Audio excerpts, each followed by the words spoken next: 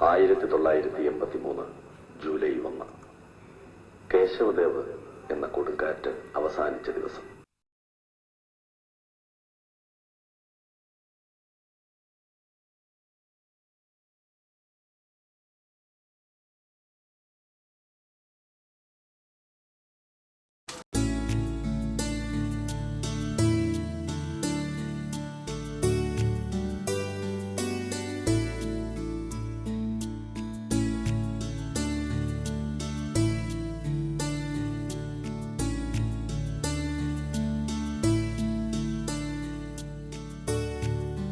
അദ്ദേഹം അന്തരിച്ചതിന് ശേഷം 21ാമത്തെ വർഷമാണ് ഇപ്പോഴും.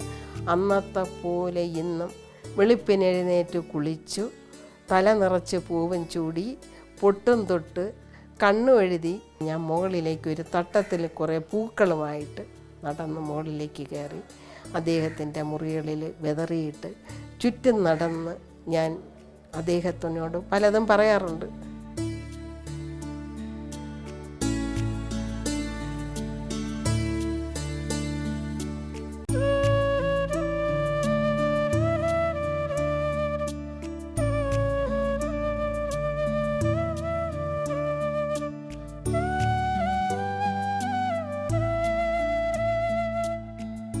അത് കഴിയുമ്പോഴേ എനിക്ക് തോന്നുന്നു അദ്ദേഹം അവിടെ ഉണ്ട്.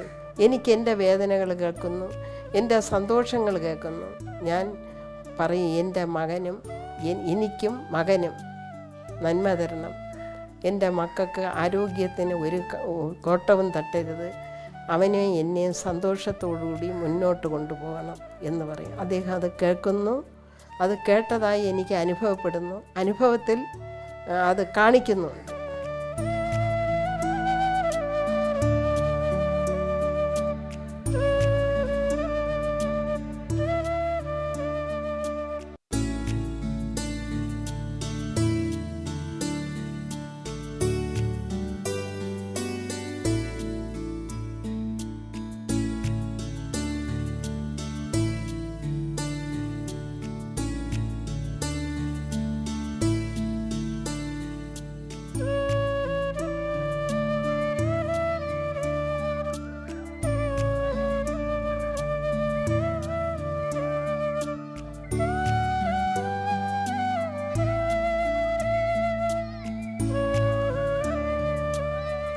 എനിക്ക് ചെറുപ്പത്തിൽ ഏറ്റവും ആഗ്രഹം പുസ്തക വായനയായിരുന്നു.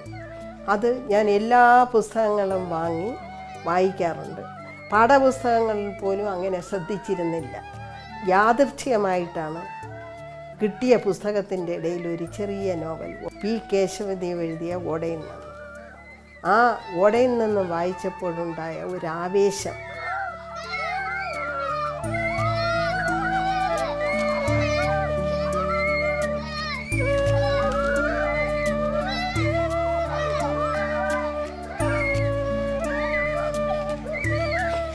കുട്ടികളെല്ലാം കളിയും ചിരിയും ബഹളമായിട്ട് നിൽക്കുമ്പോഴും ഞാൻ ഒരു സൈഡിലിരുന്ന് നോവലോ കഥയോ വായിച്ചുകൊണ്ടിരിക്കും. അന്നേ എനിക്ക് ഏറ്റവും ഇഷ്ടം വായനയിൽ ആയിരുന്നു.